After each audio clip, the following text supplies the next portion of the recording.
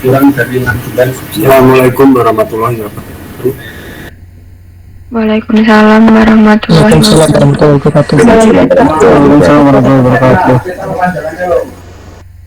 Waalaikumsalam warahmatullahi wabarakatuh. Ini alhamdulillah kita bisa ketemu lagi di kuliah malam ini ya. Silakan untuk yang presentasi kelompok 1 bisa mempersiapkan materinya ya. Silakan. Iya Pak, izin nanya, ini saya buat PPT sendiri apa dari PPT Bapak ya Pak? Dari saya aja Mas di share. Oh ya, baik Pak. Ya, dipresentasikan.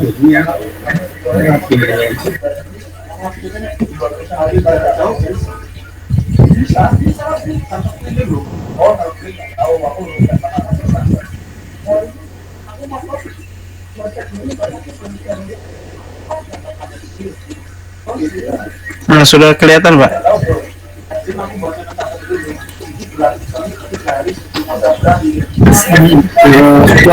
Masih mungkin.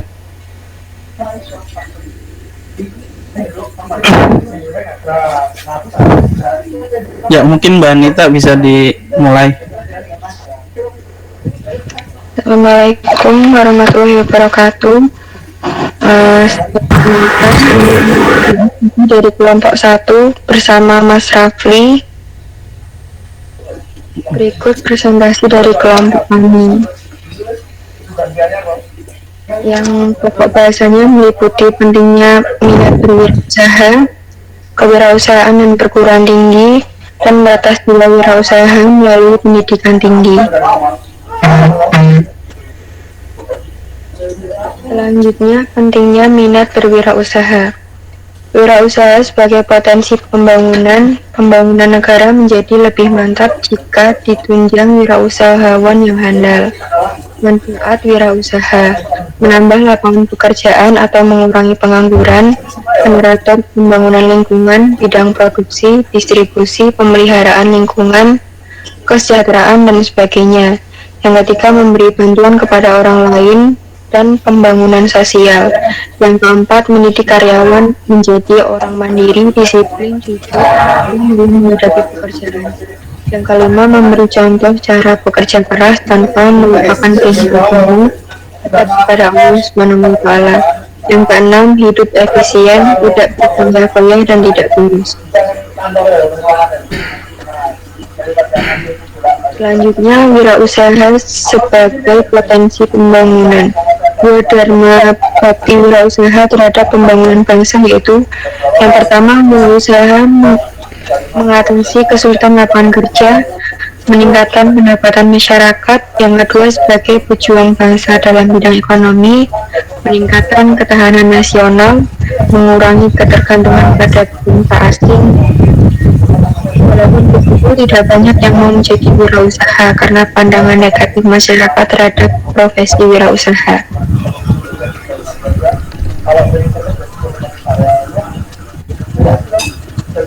Faktor psikologis yang membentuk sikap negatif masyarakat antara lain agresif, ekspansif, suka bersaing, egois, tidak jujur, kikir, sumber penghasilan tidak stabil, kurang terhormat, pekerjaan rendah, dan sebagainya.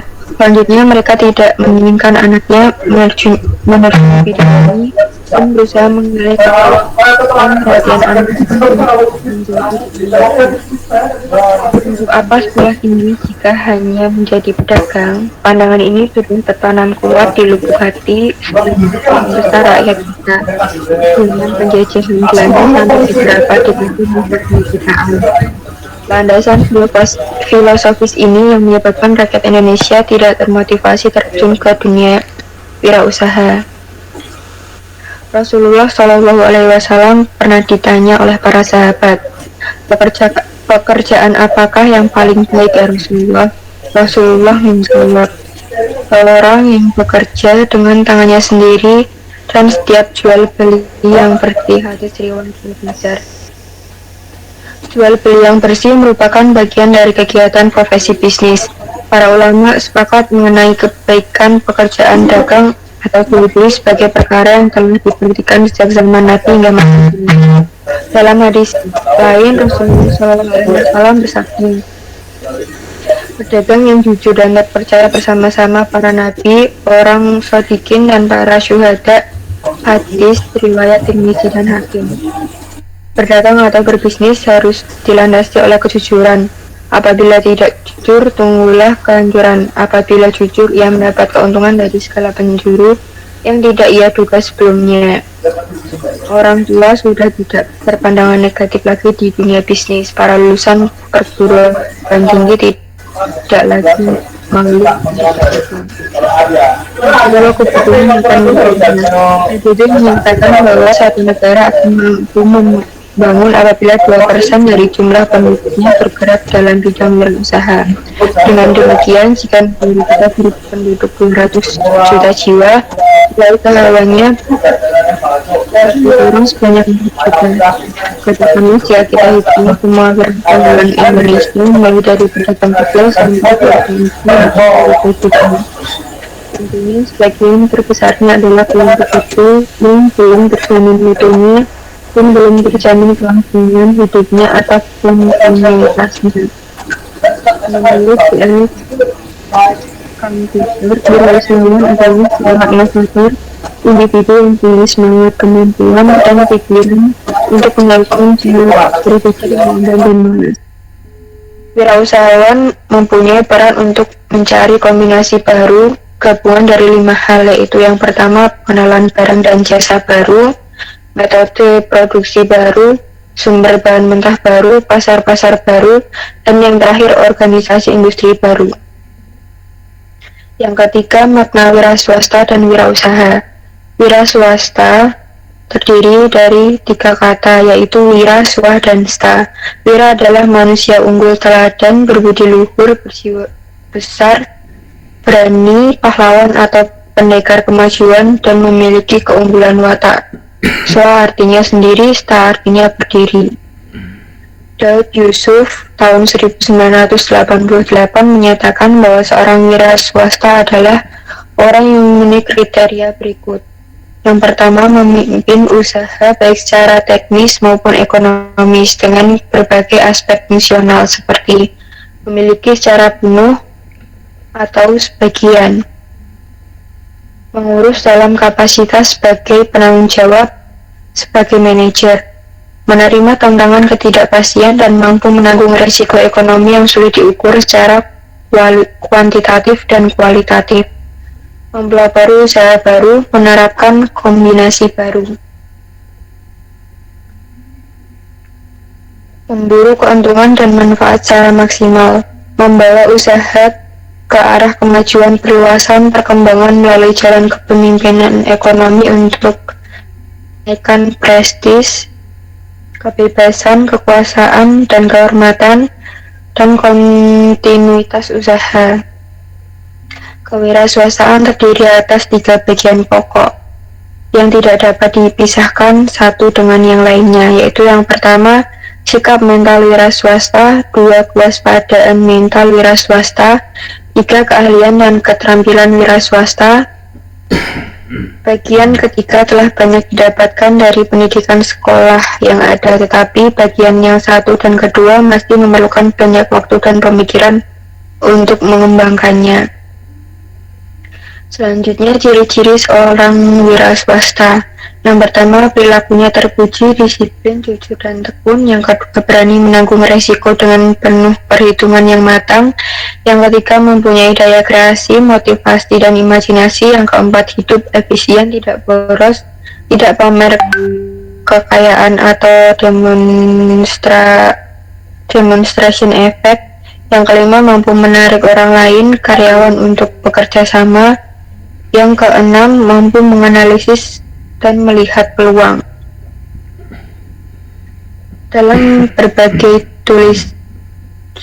selanjutnya yaitu wirausaha. Dalam berbagai tulisan atau literatur tampak adanya penggunaan istilah saling bergantian antara wira swasta dan wirausaha.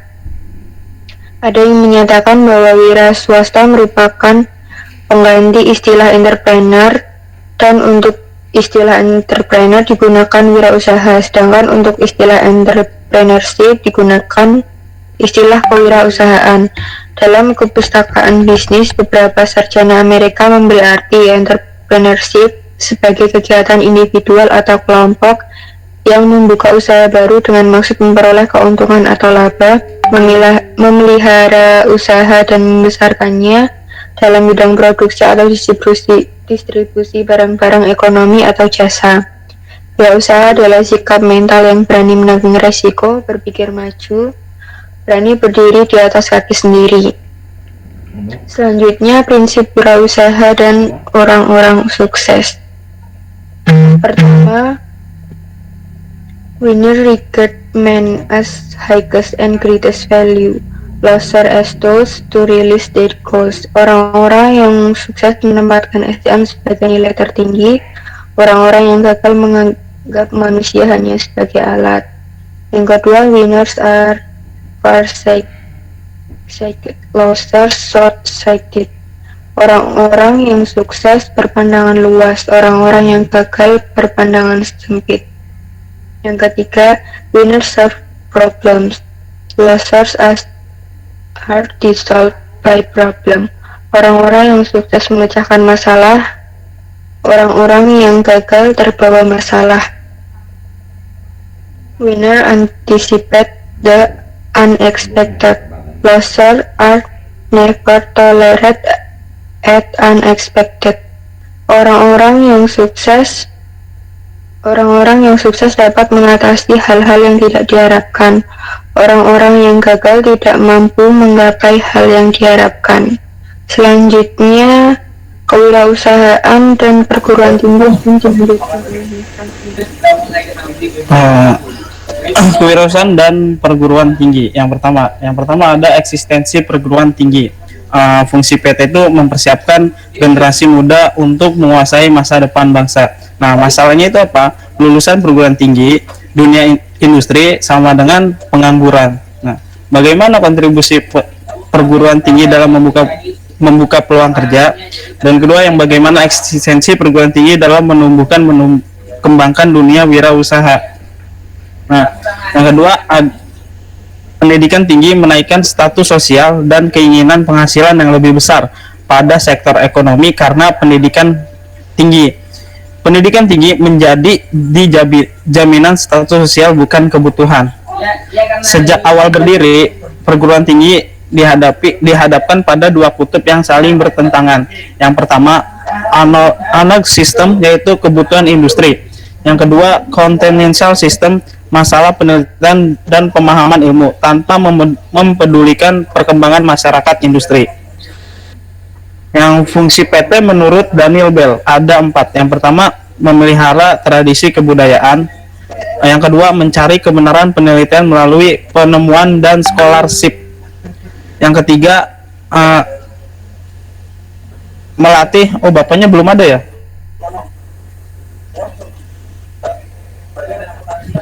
Maaf, bapaknya belum ada.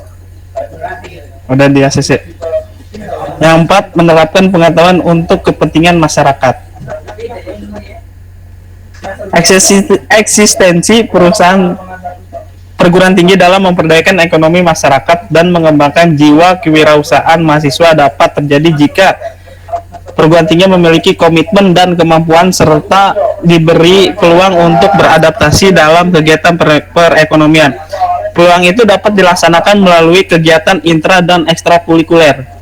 Intra itu apa? Seperti mata kuliah kewirausahaan, manajemen kewirausahaan. Nah, ada nada ekstrakurikuler. Yang pertama itu misal adanya Kopma, koperasi mahasiswa, di mana mahasiswa-mahasiswa tersebut bisa membangun jiwa entrepreneur. Sama ada namanya PKM. Biasanya PKM itu ada ide-ide mahasiswa yang ingin dikembangkan. Yang ketiga, kecenderungan pola kesempatan kerja di Indonesia menurut Sumianto dan kawan-kawan. Pada umumnya kualitas tenaga kerja Indonesia rendah. B. Fakta di lapangan menunjukkan tingginya tingkat kesenjangan antara dunia pendidikan dengan dunia kerja. C. Struktur perekonomian kita ternyata masih lebih banyak membutuhkan unskilled labor daripada skill labor. Saat ini dibutuhkan sejumlah besar tenaga kerja terdidik, khususnya jurusan eksakta dan terapan pada satu pihak, tetapi jurusan non-eksakta tidak mendapatkan kesempatan kerja. Khususnya di Indonesia, dunia pendidikan dihadapi pada persoalan dilematis antara mengedepankan kualitas dan kuantitas lulusan. Yang F, fakta menunjukkan bahwa jiwa wira swasta di kalangan lulusan perguruan tinggi kurang dimiliki karena pada umumnya mahasiswa mengharapkan bekerja sebagai pegawai karena bergengsi. A. Mewujudkan peran perusahaan perguruan tinggi dalam memperdaya ekonomi. Untuk mewujudkan peran perguruan tinggi dalam memperdayakan ekonomi masyarakat melalui tridharmanya, beberapa PT memprogramkan kegiatan kewirausahaan baik melalui program intrakurikuler akademis maupun kegiatan ekstrakurikuler. Yang pertama kan ada kegiatan intrakurikuler. Nah, pengembangan kewirausahaan ini melalui kegiatan intrakurikuler, misalnya ada materi manajemen kewirausahaan sebagai mata kuliah pilihan atau mata kuliah muatan lokal. Nah, yang kedua ada kegiatan ekstrakurikuler. Kegiatan kewirausahaan melalui kegiatan ekstrakurikuler koperasi mahasiswa atau bisa disebut Kopma. Pelatihan kewirausahaan mahasiswa secara terprogram, tersistem, dan berkesinambungan. Pelatihan tersebut ditindaklanjuti dengan studi lapangan ke berbagai perusahaan mitra dan praktik kerja lapangan. Upaya penanaman jiwa wirausaha dan pengembangan potensi kewirausahaan. Kebijakan pemerintah tentang kewirausahaan, Impres nomor 4 tahun 1995 tentang Gerakan Nasional Memasyarakatkan dan Membudayakan Kewirausahaan. 2. Memorandum bersama Kantor Menteri Negeri Kependudukan, BKKM, BN, dan Departemen Pendidikan dan Kebudayaan.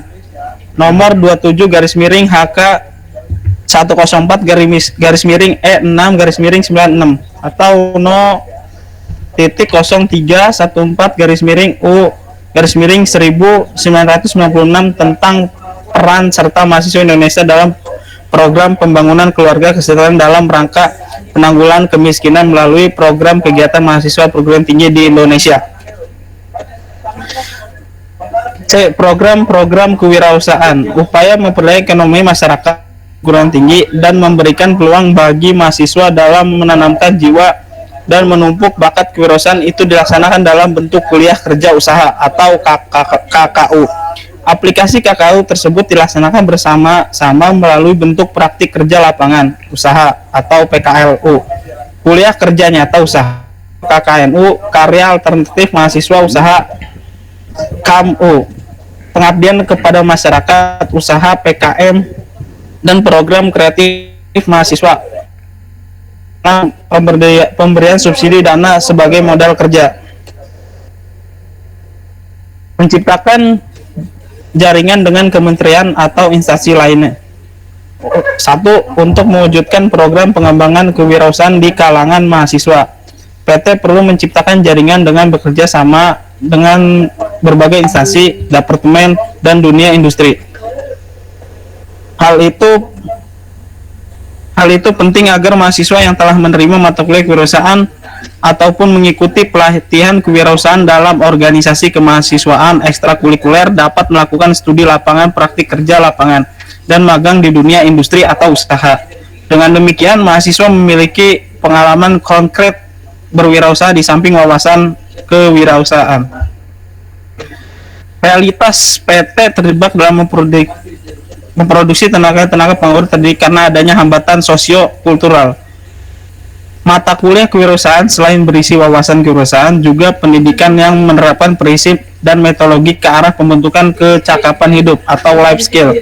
Life skill mengacu beragam kemampuan yang diperlukan seorang untuk menempuh kehidupan dengan sukses, bahagia, dan secara bermartabat pada masyarakat. Life skill mencakup komunikasi skill, decision making skill, resources and time management skill, and planning skill. Pemahaman akan life skill diharapkan memotivasi untuk mengembangkan potensi secara mandiri atau wirausaha. Terima kasih. Sebelumnya ada pertanyaan? Mas Yadi. Mungkin Mas Zaki ada pertanyaan? Baik, silakan untuk dilanjut dengan pertanyaan ya. Sebutkan nama, kemudian dicatat ya sama yang presentasi. Sama pertanyaannya nanti dikirim ke saya. Baik, Pak. Jadi keaktifan tuh perlu juga ya. Iya, Pak. Nanti ada poinnya lah, ada nilainya. Oke, Baik, silakan Pak. Mas. Baik, Muhammad Zikri Zaki. Izin bertanya, terima kasih sebelumnya Mas Rafli dan Mbak Anita. Laksan juga mungkin mau tanya di sini ya. Saya tadi tertarik sekali Mas Rafli terkait dengan pernyataan yang ada di PPT tadi bahwa tenaga kerja di Indonesia itu ternyata memiliki gap yang cukup jauh antara kompetensi yang dipelajari di kampus dan kompetensi yang diminati di bursa kerja, khususnya di lini bidang pekerjaannya. Kayak tadi disebutkan bahwa di eksak itu lebih banyak memang secara teknis kebutuhan pekerja di bidang tersebut banyak. Nah, pertanyaannya nih, apalagi kita itu nggak di eksak ya, kira-kira apa sih yang menyebabkan lebih spesifik lagi pertanyaannya mungkin orang-orang yang di manajerial seperti kita di jurusan manajemen terutama gitu kurang dapat mendapatkan kesempatan yang seluas teman-teman eksak dapat, misal dari paparan yang PPT tadi dijelaskan gitu. Kemudian kiranya ada nggak dari saran kelompok satu ini untuk bisa membuat antara dunia kampus ini bisa link and match atau sesuai dengan tuntutan pangsa pasar pekerja di Indonesia gitu, sehingga nanti lulus bisa langsung kerja gitu. Terima kasih. Ya, terima kasih Mas Jaki, sebelumnya pertanyaannya sungguh luar biasa ya, bikin saya pusing juga, tapi nggak apa-apa pertanyaannya. Terima kasih juga untuk Mas Jaki. Ini Pak langsung dijawab atau ditampung dulu Pak?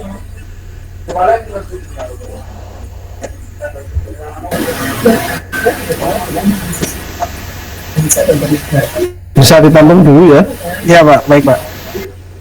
Mungkin Mas Aksan atau yang teman-teman lain ingin menanyakan. Ya, saya Mas Rafli. Ya pasti itu Mas Rifai pasti bertanya. Ya monggo Mas Rifai. Ya, saya Hasanur Rifai.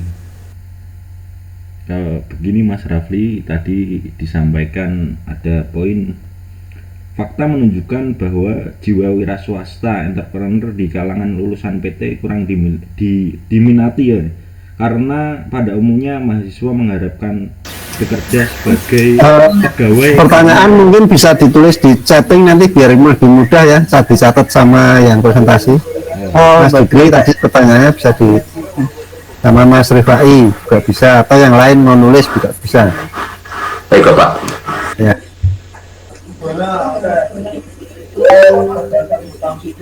Lanjut Mas Rifai. Ya, pada umumnya mahasiswa mengharapkan bekerja sebagai pegawai karena bergengsi. Nah, sekarang pertanyaannya bagaimana merubah mindset baik mahasiswa, baik masyarakat bahwa orang kuliah itu tidak harus jadi pegawai, tidak harus jadi PNS. Nah, bagaimana tahapan-tahapan agar mindset masyarakat, mindset mahasiswa itu bisa berubah bahwa kuliah itu rak jadi PNS tok gitu. Jadi kalau misalkan ada tetangga atau anu yang tanya, Mas sekarang udah lulus ya? Iya. Sekarang kerja di mana? Usaha Bu.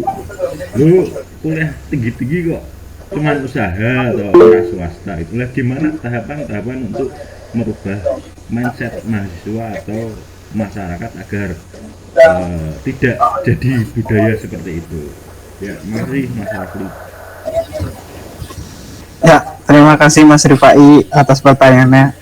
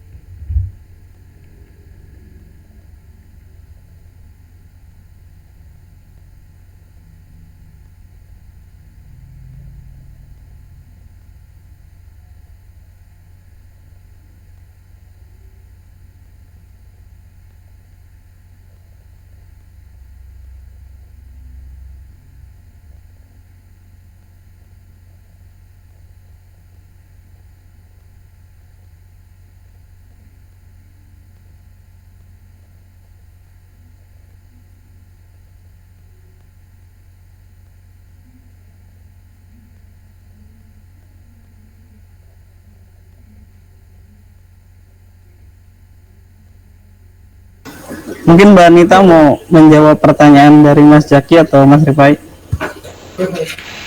Saya ingin menjawab pertanyaan dari Mbak Sekar Ayu Indraswari. Ya, menurut kelompok Anda, bagaimana pola pikir yang harus dimiliki seseorang agar sukses dalam berwirausaha? Menurut kelompok kami, yang pertama yaitu harus percaya bahwa semuanya mungkin. Pelajaran paling penting untuk menjadi pengusaha yang besar itu harus selalu percaya bahwa segala sesuatu mungkin terjadi. Kepercayaan ini yang dapat melampaui keinginan dalam hati, sebab kalau kita percaya, segala sesuatu juga akan mungkin terjadi. Yang kedua, mengapresiasi prestasi kecil. Sebagai seorang pengusaha, kita akan lebih sering gagal dan hampir tidak pernah melihat apapun manfaat dari usaha kerja keras tersebut. Padahal sukses itu membutuhkan waktu dan proses, seperti ucapan terima kasih kepada klien. Semua hal-hal besar dibangun perlahan-lahan dan terkadang dari hal yang kecil. Dengan begitu, klien atau pelanggan akan merasa dihargai sebagai konsumen dan akan kembali lagi melakukan pembelian atau repurchase. Yang ketiga, hindari berpikir sendiri tanpa ada masukan dari orang lain. Saat kita berpikir tentang kewirausahaan, kita membayangkan sesuatu yang luar biasa, berbagai ide-ide dan bekerja sama dengan seseorang yang memiliki keyakinan yang sama, sangat dapat memperkaya dan membantu kita untuk menempuh jalan kesuksesan.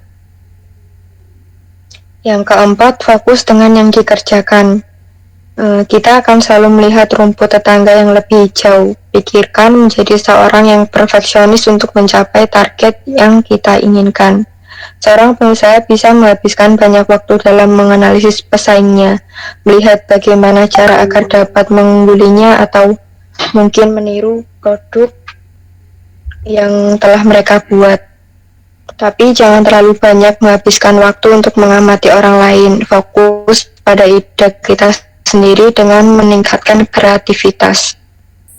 Yang terakhir, lakukan sesuatu setelah memiliki ide baru. Sebagian besar ide-ide penemuan baru sudah menjadi hal yang biasa dalam pikiran dan tidak direalisasikan. Mereka menjadi baru ketika hal ini masuk ke pasar.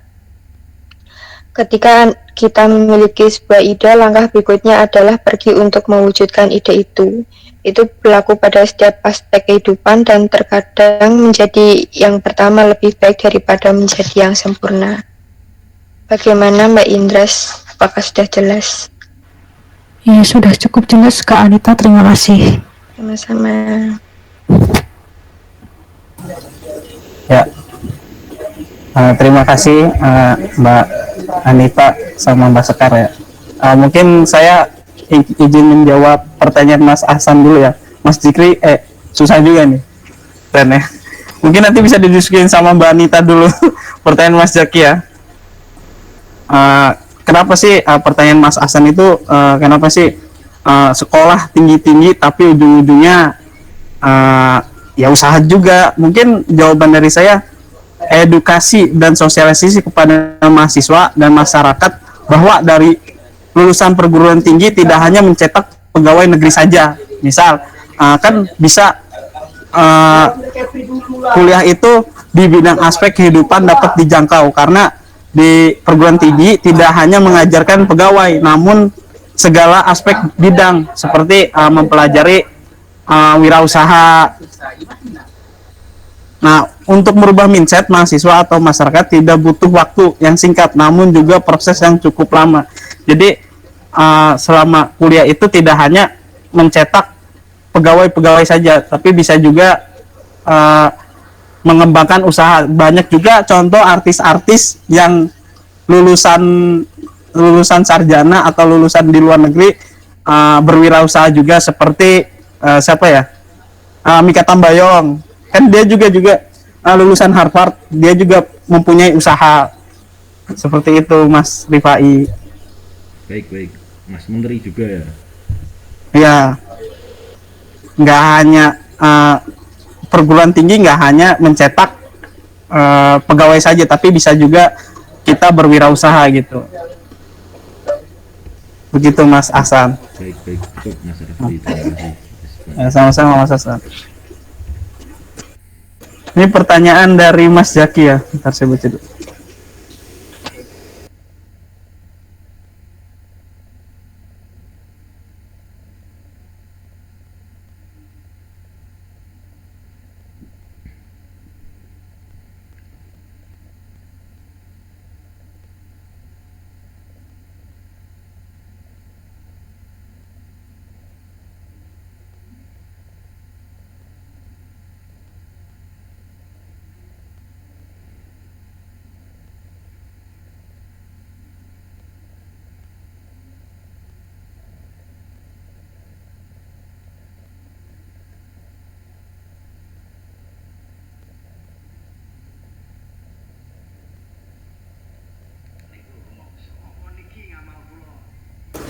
Mungkin saya maaf ya Mas Zaki, saya izin menjawab dari pertanyaan dari Mas David dulu. Menjadi seseorang, pertanyaan menjadi seorang berusaha adalah suatu tantangan yang besar. Bagaimana jika di pertengahan jalan usaha Anda tidak berkembang atau malah bangkrut? Apa yang sebaiknya dilakukan? Menurut pandangan saya pribadi, saya juga mempunyai usaha angkringan ya. Kadang di bawah, kadang di atas gitu. Jadi kalau misalnya bangkrut atau tidak laku ya, sepertinya harus melakukan konsisten. Laku nggak laku harus jualan. Jadi selama jualan itu nggak mungkin ada di atas, nggak mungkin selalu di bawah gitu. Jadi perlunya konsisten untuk berjualan gitu loh. Jadi nggak harus tiba-tiba bangkrut ya udahlah gulung tikar gitu. Jadi perlunya konsisten untuk berwirausaha gitu. Begitu Mas David Rijal. Bisa dimengerti Mas David? Bisa Mas Rafli. Maksud saya itu kalau misal dana operasionalnya itu nggak mencukupi buat kelanjutannya gitu loh Mas Rafli. Bagaimana Mas David? Jadi itu labanya sama pengeluarannya tuh nggak cocok. Jadi kan nggak nutup operasionalnya. Oh jadi nggak nutup keuntungan gitu ya Mas? Ya nggak bisa buat jalan besoknya gitu Mas Rafli. Ya mungkin dari saya itu ya nggak pernah sampai bangkrut juga sih. Saya perlunya cuman konsisten untuk berjualan saja gitu. Mungkin teman-teman ada yang ingin menjawab pertanyaan dari Mas David atau masukan?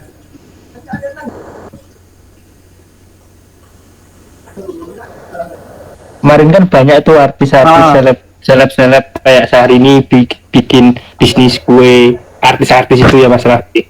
Iya betul saya mengikuti juga itu.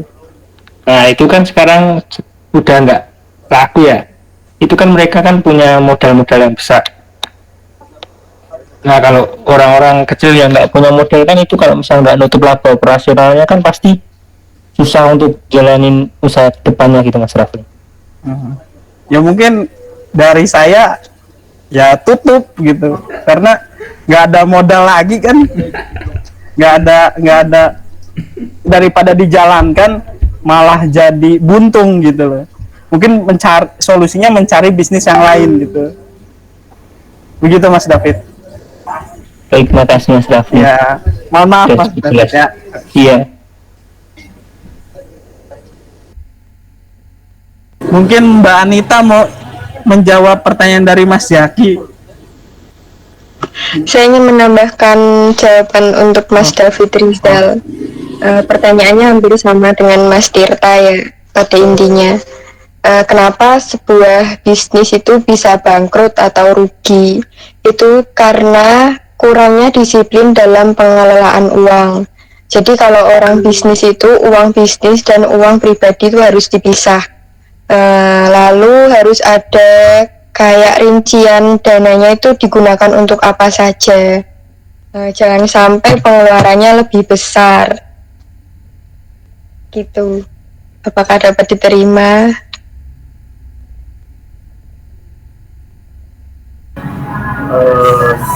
Saya sedikit nambahi pertanyaan. Tadi kan Mas Raffi sempat nyebutin kalau berwirausaha itu yang penting konsisten.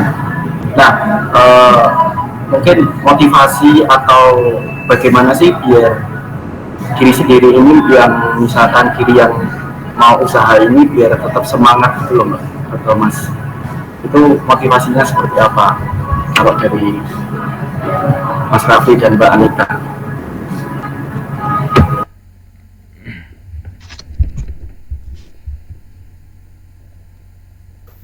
Yang buat semangat atau buat motivasi ya keinginan kita sendiri dari dalam diri kita sendiri untuk lebih mengembangkan usaha-usaha yang sudah kita lakukan. Masa udah jalan cuman karena rugi atau sepi langsung tutup. Seharusnya kan tetap dijalankan, lalu mengevaluasi apa yang kurang dari usaha kita, atau mungkin seperti tadi pengelolaan keuangannya atau servisnya atau kurangnya inovasi, lalu diperbaiki ke depannya gitu.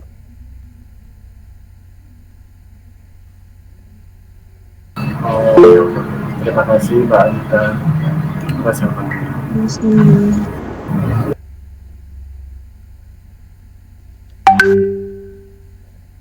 Mungkin teman-teman ada yang menanggapi pertanyaan dari Mas Jaki. Saya sedikit kebingungan juga itu. Nggak apa-apa kan Pak ya? Saya diskusi sama teman-teman. Oh, nggak apa-apa, bebas ya. Soalnya kan biar diskusi, Bebas, yang mau komentar silahkan, nggak apa-apa. biar hidup suasana kelas juga, biar hidup gitu Pak. Saya ingin menambahkan pertanyaannya Mas Tirta. Oh. Boleh Mas Rifai. Jadi saat bisnis atau usaha kita down itu tergantung seberapa besar, sejauh mana daya juang kita pada awal kita membuka usaha. Bismillah, kita mau sejauh mana, kita mau sampai mana untuk menjalankan usaha tersebut. Pun kita menyadari bahwa untuk usaha itu tidak berjalannya tidak grafiknya nggak naik terus, tapi naik turun itu konsepnya sudah tergambar dari awal. Bismillah kita membuka usaha. Jadi ya kita sadari, kita pahami betul untuk berproses ke arah yang lebih baik. Contohnya ya misalkan kita berkolaborasi dengan usahawan yang lebih sukses, atau membaca motivasi yang membuat kita bangkit dari jatuh, misalkan saat-saat pandemi seperti ini. Mungkin banyak sekali bisnismen yang sangat down dengan kondisi seperti ini, bahkan tidak tahu arah mau dibawa kemana lagi bisnis ini. Udah gitu aja, terima kasih.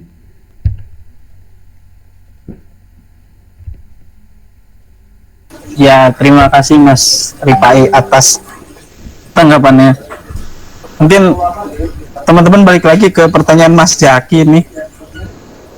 Mungkin ada yang menanggapi atau ingin mengomentari.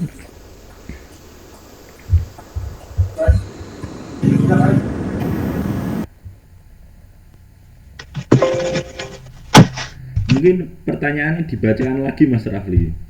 Oh, boleh. Jadi menurut pertanyaan dari Mas Muhammad Jikri Jaki, apa yang menyebabkan permintaan tenaga kerja non eksak lebih sedikit? Lalu bagaimana agar tenaga non eksak seperti manajemen bisa bersaing di pasarkan, dan kiranya seperti apa kiat-kiat yang dapat dilakukan untuk melakukan link and match antara pelajaran kampus dan permintaan kompetensi yang dibutuhkan di dunia kerja? Terima kasih. Mungkin Mas Jaki bisa pertanyaannya lebih disimpelkan dari teman-teman, mungkin bisa diulang gitu supaya teman-teman pertanyaannya lebih paham gitu, Mas Jaki. Oke, baik. Ya, tadi kan itu pertanyaan itu sebenarnya respon dari paparan yang diberikan. Itu disebutkan bahwa ternyata ada gap ataupun selisih antara tenaga kerja yang diinginkan di bursa kerja sama tenaga kerja yang tersedia, di mana ternyata di bursa kerja itu tenaga kerjanya lebih banyak yang dicari adalah orang-orang yang memang berlatar belakang keilmuan eksak atau lebih banyak ke teknik gitu kan. Nah, maka kan muncul pertanyaan, kenapa kok jumlah permintaan teknik ini lebih banyak daripada teman-teman yang mempunyai background pendidikan yang non eksak seperti manajemen. Nah, kiranya bagaimana agar jurusan manajemen itu permintaan pasarnya juga sebaik itu, mungkin nggak sebanyak teknik ya, karena pasti jumlah manajerial sama jumlah praktisi teknik itu pasti lebih banyak teknik gitu. Tapi paling tidak kira-kira bagaimana cara mahasiswa manajemen ini bisa kompetitif di persaingan pasar yang memang udah global. Nah, kemudian jauh sebelum itu kiranya ada nggak sih kiat-kiat agar dunia kampus itu bisa link and match atau cocok gitu sama permintaan pasar, khususnya di jurusan kita gitu. Bagaimana biar teman-temannya di manajemen ini walaupun bukan ataupun tidak mempunyai privilege berupa orang tuanya mungkin tidak punya usaha atau udah punya PT dan lain-lain, tapi tetap bisa kompetitif untuk bisa masuk ke bagian-bagian yang bernilai di manajemen suatu perusahaan gitu.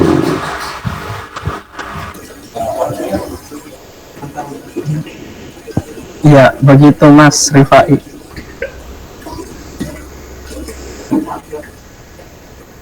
Mungkin Bapak mau menambahkan, Pak? Saya juga rada bingung, Pak.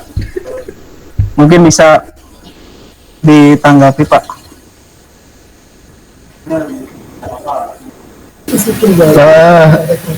Monggo dilanjut dulu, ini saya double Oh, iya Pak, iya Pak. lagi ada acara online juga dengan dosen. Ya. Baik Pak, baik Pak. Enggak apa-apa, saya belum fokus ke sini. Nanti pertanyaannya aja ditulis. Nanti kan dikirim saya pertanyaannya Mas Yaki ya. Iya. Baik, Ya. Pak. Oke. Izin Mas untuk menjawab pertanyaan dari Mas Yaki ya, ikut diskusi. Baik. Terima kasih Mas Piki. Iya betul, nggak ada yang salah bener kok ini kok diskusi. Ya, kita kan diskusi di sini Mas Piki. Jadi nggak ada yang benar, nggak ada yang salah ya Mas Jaki ya. Ya kalau Mas Rafli salah sih. Sebelumnya itu kan sebagai mahasiswa ya, tentunya pengalaman juga sangat penting ya untuk dunia kerja. Namun di sini kalau ngomong masalah pendidikan atau pengalaman kerja itu otomatis dari perusahaan manapun pasti cari yang lebih pro ya.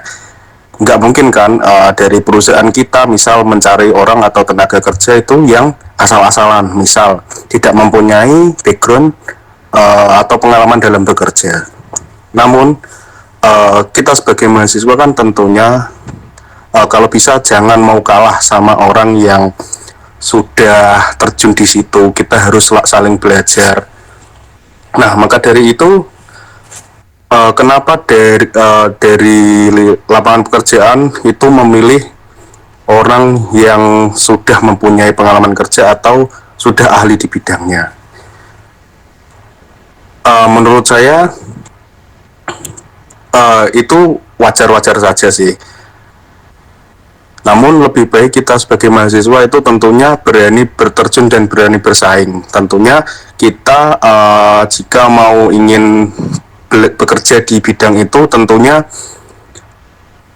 kita harus mempunyai value untuk diri kita sendiri ya, untuk menilai, untuk menambahkan nilai plus untuk perusahaan itu. Terima kasih. Ya, terima kasih Mas Vicky atas tanggapannya. Gimana Mas Jaki? Apa mau ditanggapi dari pertanyaan Mas Vicky nih? Apa Mas Jaki nggak paham dari jawaban saya? Paham alhamdulillah. Jadi dari Mas Vicky tadi nambahin bahwa biar bisa kompetitif itu ya kita harus punya value sama punya pengalaman kerja gitu ya Mas ya. Iya Mas.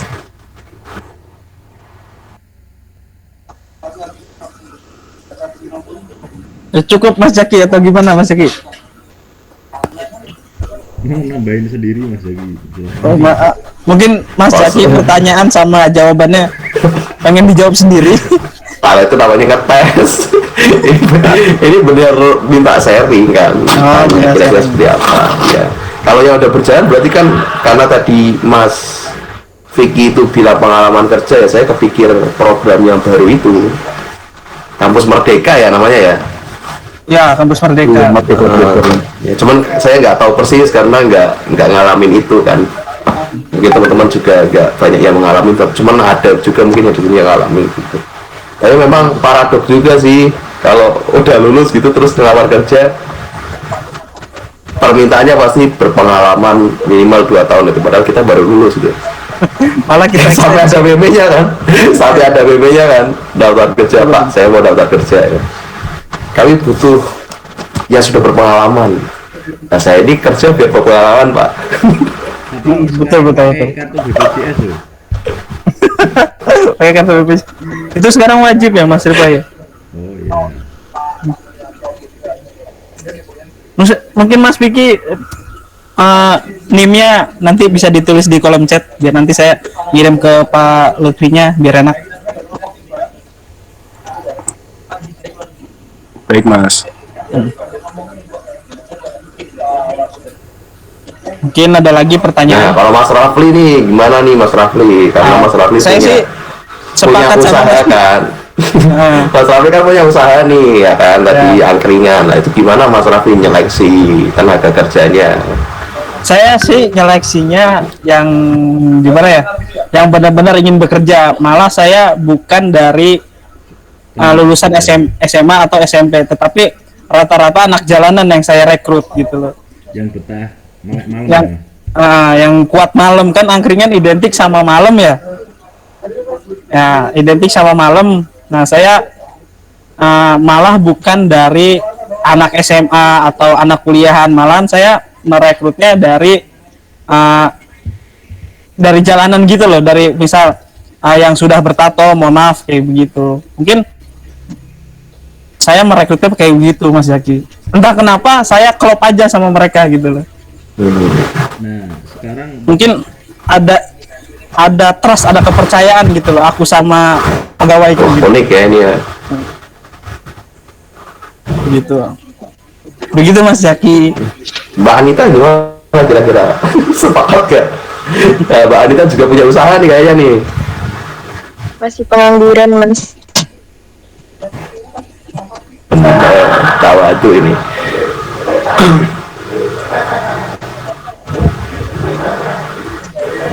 Ya udah, ini udah semua ya. belum. Siapa lagi Pak? Tuh Mas Tirta mau tanya lagi ya. Oh. Ini udah jam 9 ini kayaknya. Ini mahasiswa sore enggak ya bisa buat TKM, barangkali ada ide bisnis, siapa tahu kan tembus lumayan 5 orang atau berapa. Ya, Mas. Angkringan on the road ya, Mas Rafli ya. Kemarin ke Malaysia kok. PKM dari UI saya. Wijian, tembus berarti. Woi, Tembus. Alhamdulillah. apa tuh? Dana berapa? Itu apa? Kamu tahu buah semangka? Heeh. Ya. Nah, dijadiin sabun. Kulitnya itu. Wah, kulitnya. Ya. Kulit sabun Mas Semangka. Mas Rafli sering Kenapa harus kulit semangka? Ya karena apa ya? Banyak kandungan-kandungan yang kandungannya begitu tinggi gitu loh. tembus dana berapa? Mas? Saya sama tim yang lainnya juga gitu. Tembus dana Begitu. Mungkin PKM lainnya saya juga masih banyak lah ide-ide yang lain juga. Yes. Nah ini tuh diterapkan di kuliah sore dapat kuota apa enggak kita enggak? Nggak tahu kalau kelas sore kayaknya enggak deh Mas Rifai. Kemarin dapat dana berapa? Mungkin itu bisa ditanyakan lewat Japri ya Mas Rifai. Itu buat semangat kita semua tuh.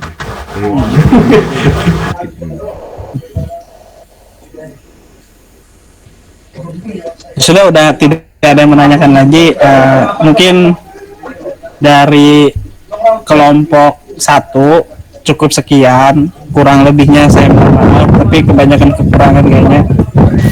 Ditutup sekalian Mas. Ya cukup Mas sekian. gorengannya dulu Mas. Jangan lupa absen di SIM ya. Ya, Jangan Bapak. lupa absen di SIM. Baik, Bapak.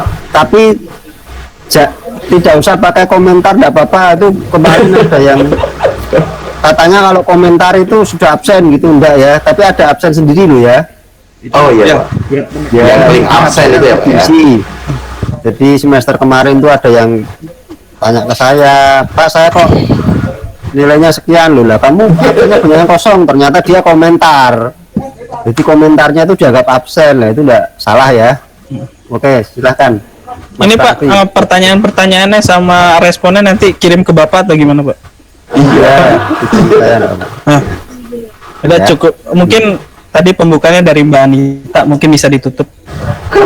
Tapi curang nih, sukanya nih lempar-lempar. Mungkin dibuka, bisa ditutup kembali begitu. Sekian presentasi dari kelompok 1. Terima kasih untuk teman-teman yang sudah bertanya. Kurang lebihnya mohon maaf. Wassalamualaikum warahmatullahi wabarakatuh. Waalaikumsalam. Waalaikumsalam. Aplaus untuk Masih Mas kelompok Rafli. 1 ya. Ya Pak. Sukses Ya, buat angkringannya Mas Rafli. Ya. Main-main Mas ke Serang. Ya, kalau memang